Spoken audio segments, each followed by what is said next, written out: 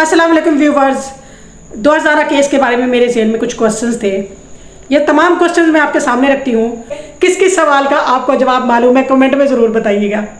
पहला क्वेश्चन, बच्ची घर से कैसे निकली? अभी तक नहीं पता चला, क्योंकि बच्ची बाहर कूड़ा रखने गई थी। उसके बाद वो कैसे निकली किसी को नहीं पता। बच्ची कराची से लाहौर कैसे गई? किसी को नहीं पता। क्या ज़हीर और शबीर ने बच्ची को अगवा किया था? वो दुआ ज़ारा को लेने के लिए पहले से मौजूद थे, क्योंकि CDR तो यही बताती है।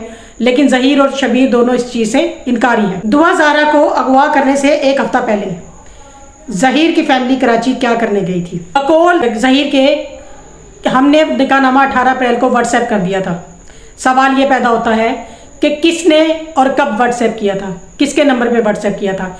इन लोगों ने अभी तक कोई सबूत नहीं दिखाया, क्योंकि ज़हीर की वालदा जब ज़हीर और शबीर अरेस्ट होने वाले थे तो अपने एक इंटरव्यू में कहती है कि हम उनको निकाह का कैसे बताते, हमारे पास तो उनका कोई नंबर ही नहीं था। अगर हमारे पास नंबर होता तो हम बताते।